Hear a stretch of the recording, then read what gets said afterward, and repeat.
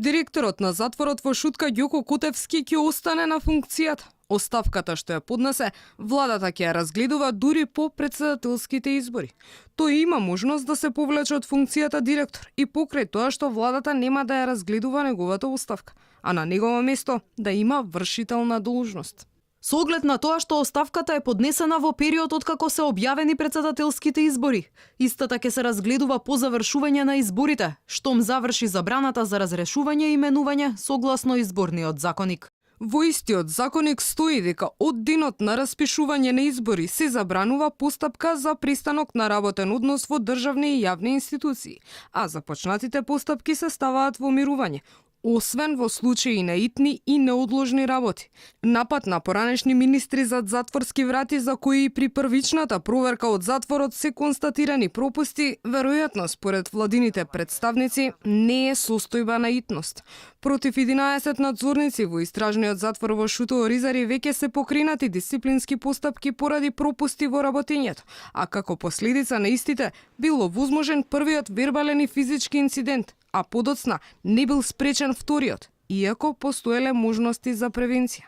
Истрага спроведе и народниот правообранител, констатирал низа неправилности и непочитување на безбедносните протоколи и правила за работа кај затворската управа. Пропусти според Васка Бајрамовска, заменик народен правообранител, имало и во однос на начинот на кој што притворените се извадени на шеталиште, за начинот како е извршен прегледот потоа и во однос на проценката на безбедносниот ризик.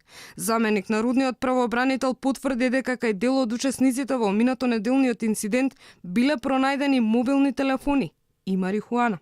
Се уште се чека на извештајот на управата која врши надзор на работата на затворот, пошто можеби ќе се зголеми бројката на вработени кај кои се евидентирани пропусти во работењето.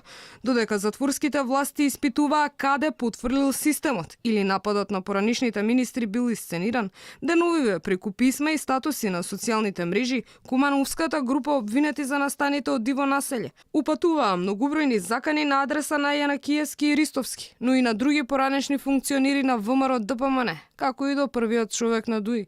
Министерот за внатрешни работи уверува дека веќе се постапува по овие случаи.